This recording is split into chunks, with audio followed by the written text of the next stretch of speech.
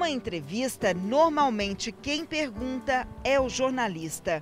Mas o Samuel inverteu a lógica, olhou bem para mim e perguntou: "Você já passou fome?" A publicação foi feita nas redes sociais pela nossa colega aqui da Record TV, a jornalista Ana Paula Pedrosa. A reflexão foi feita depois que ela conversou com o Samuel. A dura realidade é: você já passou fome? Então, eu já. Então eu sei o que é. Então é muito dolorido. Então você não quer ver uma criança passar fome, não. Jamais, em modo nenhum. E tem muita gente passando fome. Fome. Está mais difícil colocar comida na mesa? Está sim. As medidas necessárias para combater a disseminação do coronavírus acertaram em cheio a economia. Empresários e comerciantes tiveram que fechar as portas, deixaram de faturar, demitiram. Foi o que aconteceu com o Samuel. Fugação durante 10 anos. Aí veio a pandemia agora aí meu patrão da empresa que eu trabalhei por muito tempo teve que me dispensar. Porque ele já tinha feito um acordo comigo antes, acertou comigo no início do ano passado. Aí me segurou ainda por mais um tempo. Aí como tem mais funcionários na empresa, ele falou: "Samuel, não dá mais para me te ajudar, estou te ajudando o máximo que eu posso." Aí eu entendi. Aí eu saí atrás de emprego, procurei emprego, encontrei emprego. Mas com uma semana depois mandou fechar tudo de novo, eu fiquei desempregado. Para Samuel sobrou apenas o trabalho, que antes era um bico. Ele faz entregas de comida para este restaurante que fica na Savassi, região nobre da capital mineira. Sai de Vespasiano, na região metropolitana, pedala 30 quilômetros e gasta 2 horas e meia para vir para o trabalho e mais 2 horas e meia para voltar para casa. O trajeto é feito nesta bicicleta que ele ganhou dos amigos e que está ficando desse jeito, porque falta dinheiro para manutenção. Você dá manutenção, eu como. Eu prefiro comer, né? Porque bicicleta até quando não dá, você empurra. Quantas vezes já fui empurrando para casa que quebrou? A renda, que chegava a R$ 2.500 por mês, caiu para R$ 150 por semana. E desde que a pandemia deu um golpe no orçamento do Samuel, a vida financeira da família tem sido uma operação de subtração. Eu tenho que escolher se eu como ou se eu pago aluguel, se eu junto para pagar o aluguel, entendeu? Para sustentar os 3 filhos e a esposa com R$ 600 por mês, é preciso ser um especialista em estratégia. Eu tenho que comprar gás que dá para 2 meses, aí eu junto dinheiro, dessa semana aqui eu guardo para comprar o gás. E com 50 que sobrou, mais a minha passagem, que eu não venho de ônibus para deixar o dinheiro da passagem, tipo, você compra um arroz que está acabando, você compra feijão que já está no final.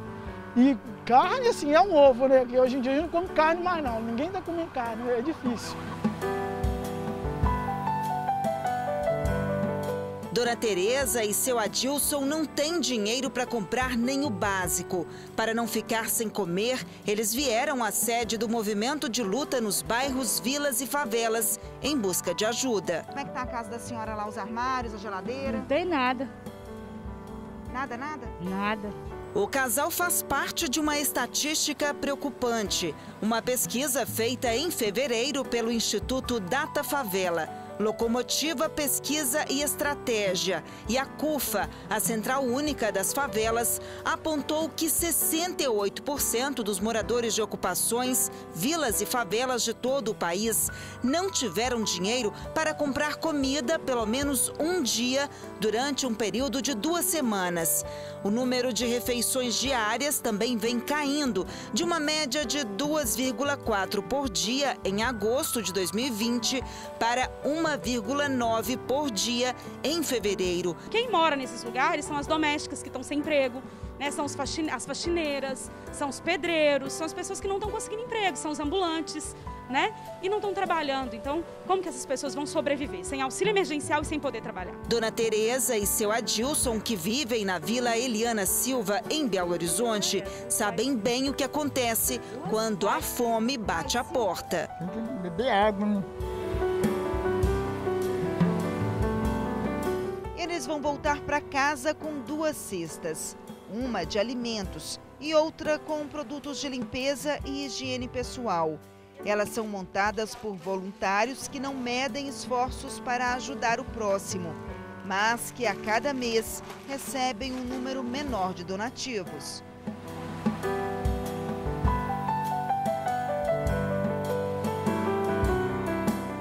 Mais de 4.270 famílias de cerca de 10 comunidades de BH e da região metropolitana estão cadastradas no movimento, mas apenas 20% delas estão recebendo as cestas. Isso porque houve uma queda de mais de 50% nas doações desde o início da pandemia. Até os kits que eram preparados especialmente para as crianças estão em falta. A gente fazia um atendimento específico para as crianças, pensando que elas não estão na escola, estão ficando em casa. E aí tinha leite em pó, né? Tinha gelatina, tinha massa para fazer um bolo ou uma farinha de trigo, fralda. E aí hoje a gente não consegue fazer isso. O máximo que a gente consegue ajudar é com leite em pó quando tem. O mesmo drama é vivido pelos voluntários do grupo Estação do Amor, que distribui café da manhã e almoço aos domingos na região central de Belo Horizonte. Mas o número de donativos também caiu e este armário já não fica cheio com tanta frequência. Eu quero acreditar que está difícil para todo mundo, porque a gente vê na nossa casa que às vezes fica difícil até para a gente, então, né? Mas por isso que a gente está pedindo, divulgando mais, pedindo mais, para ver se a gente consegue. O tamanho desta fila surpreendeu os voluntários. E o esforço não tem sido suficiente para matar a fome de tanta gente. A gente voltar para casa, a quantidade de gente que ficou sem almoço foi muito triste, porque a gente acha que a gente está levando muito, e a esperança que a gente tem é que sobre, né? E que a gente tem que ficar procurando em outros pontos da cidade. Então, quando no primeiro ponto a gente vai e ali a gente já não consegue atender as pessoas e escutar realmente o relato de alguns que era a primeira refeição que eles estavam tendo em alguns dias, isso é muito triste. As doações do grupo são direcionadas para quem vive nas ruas, mas os voluntários notam que outro perfil de pessoas também passou a buscar ajuda. A gente tem se deparado com famílias que têm saído de suas casas para conseguir alimento na rua, porque dentro de casa não tem.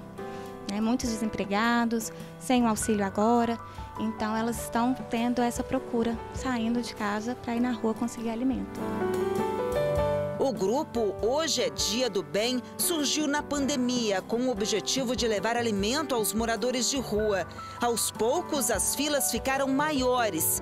500 refeições são distribuídas na madrugada, uma vez por semana. Sara e Mércia notam que muitas pessoas que têm um lar também já sofrem com a fome. Hoje eu vejo famílias inteiras na rua, pais, crianças, até mesmo morando na rua e atrás de doação para receber realmente esse alimento.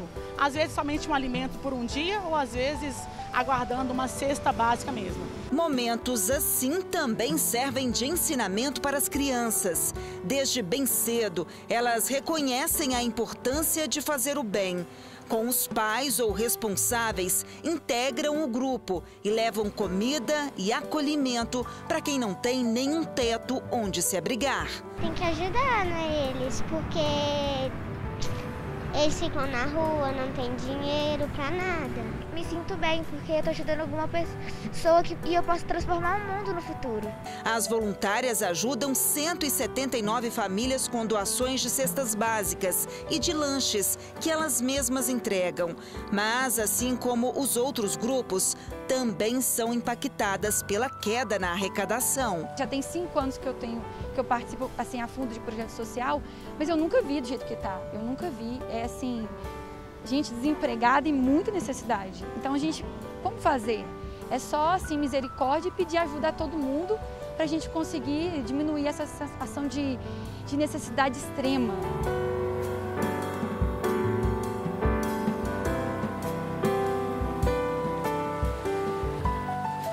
A pesquisa mostra ainda que 9 em cada 10 pessoas que vivem em comunidades espalhadas pelo país afora receberam algum tipo de doação durante a pandemia. E 8 em cada 10 famílias não teriam condições de comprar alimentos, produtos de limpeza e de higiene pessoal, além de pagar as contas básicas, se não fosse esse tipo de ajuda.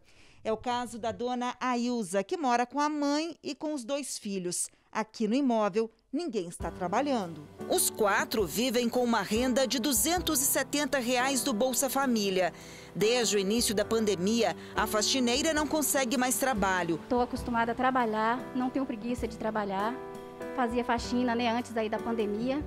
Agora nem faxina mais a gente está achando, então fica muito difícil. As contas estão atrasadas e só tem comida nos armários e na geladeira, graças às doações. Qual foi o cardápio mais difícil que a senhora fez aí com a falta dos mantimentos?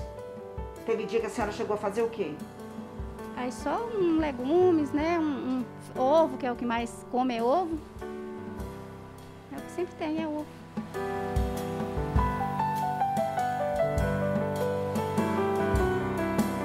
E as pessoas terem condição de ir numa rede de supermercado, numa rede de sacolão e fazer compra, é quase que impossível, sem dinheiro, né? E aí o número de pessoas, por exemplo, que estão catando na porta do sacolão ou pedindo na porta do supermercado, cresceu muito nos últimos tempos, porque é uma alternativa, pedir, né? Então as pessoas têm tentado fazer isso para não morrer de fome. A secretária municipal de Assistência Social, Segurança Alimentar e Cidadania afirma que o número de famílias que vivem na linha da pobreza ou de extrema pobreza aumentou significativamente na capital mineira por causa da pandemia. Nós temos 171 mil famílias no cadastro e dessas, 59 mil estão em situação de extrema pobreza. Segundo ela, do início da pandemia até agora, a Prefeitura de BH doou 3.100.000 cestas básicas e mais de 500 mil kits de higiene. Os beneficiados precisam estar cadastrados em algum programa do governo para receber os donativos. A Prefeitura ela não criou um novo cadastro, considerando que inclusive cadastro pode significar aglomeração. Então, ela lançou mão dos cadastros que já existiam nos programas e políticas da Prefeitura. Então, nós utilizamos como base o CAD único, que é o cadastro para os programas sociais, muito utilizado pela política de assistência social. Nós utilizamos os cadastros dos programas habitacionais, como Bolsa Moradia, política de reassentamento habitacional, especialmente das vilas e favelas. E o cadastro mais universal que nós teríamos é o cadastro do SUS, referenciando aqueles endereços e famílias que estão em vilas e favelas. Lembra do Samuel? Sem cadastro em um programa social e sem emprego, ele tenta encontrar um jeito de faturar um pouco mais. Ganhou de uma ONG um curso de cuidador de idosos. Tem uma placa, para ver se as pessoas me veem e me chamam para me trabalhar. Quando soube da realidade vivida por Samuel, a patroa fez questão de ajudar. Doou uma cesta básica. A nossa colega, a jornalista Ana Paula Pedrosa, também se sensibilizou. Arrecadou alimentos e cerca de R$1.000 para ajudar o garçom. Aí iniciei que se descobre que tem muita gente boa no mundo ainda que dá para ajudar. Empatia é se colocar no lugar do outro, deixar de olhar para si mesmo e se interessar pelo próximo. Um nobre sentimento que faz toda a diferença na vida de famílias que veem a fome chegar cada vez mais perto. Então hoje a senhora vai ter o que fazer para o almoço? Tem, graças a Deus. E agora o cardápio vai ser o quê? Feijão, arroz, macarrão. Vai ser bom? Vai ser bom.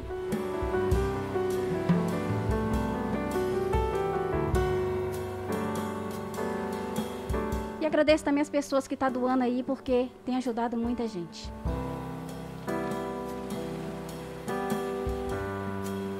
O coração fica triste. Tem hora que eu chego em casa, eu não aguento. Eu caio em lágrimas porque a situação é crítica, é de extrema urgência. As pessoas estão se colocando numa situação de risco, colocando as suas famílias em uma situação de risco para não morrer de fome. Hoje elas têm que escolher. Ou eu corro o risco de ser contaminado e morrer de Covid, porque a gente sabe que os hospitais estão com mais de 100% dos leitos ocupados, ou elas vão ficar em casa e correr o risco de morrer de fome.